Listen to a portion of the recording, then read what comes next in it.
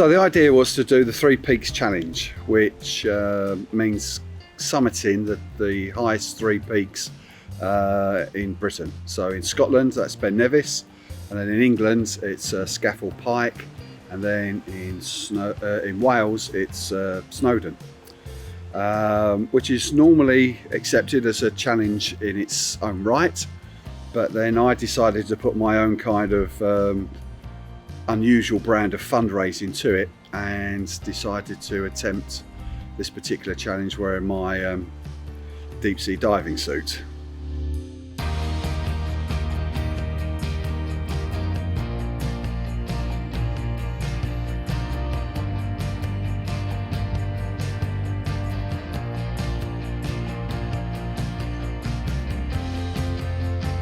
I was very fortunate. I mean, at the time, my chances of finding a donor and coming through the transplant were less than 10%.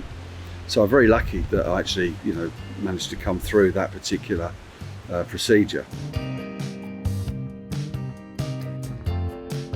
In 2004, I cycled across Australia, but instead of a conventional bike, I used an old-fashioned penny farthing. And then in 2005, I swam from John O'Groats to Land's End in a swimming pool that was built and put on the back of a lorry, and I was fixed in the pool, and I swam as the lorry drove down. And then there was various other London Marathon costumes, George and the Dragon, Indiana Jones with a huge boulder, the Iron Giant robot, the Yellow Submarine.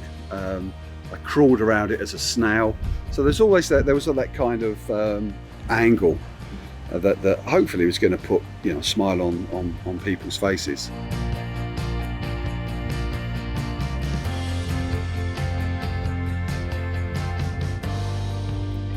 It was just stones, rocks, pebbles, gravel, more rocks, bigger rocks, and through the grill I could see about 3 yards in front of me.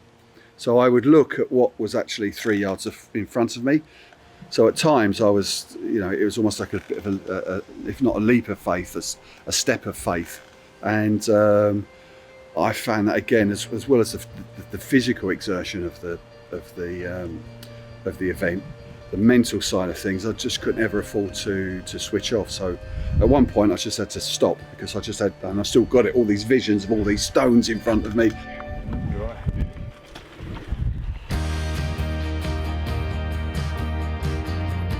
It would be very, very difficult to actually beat that.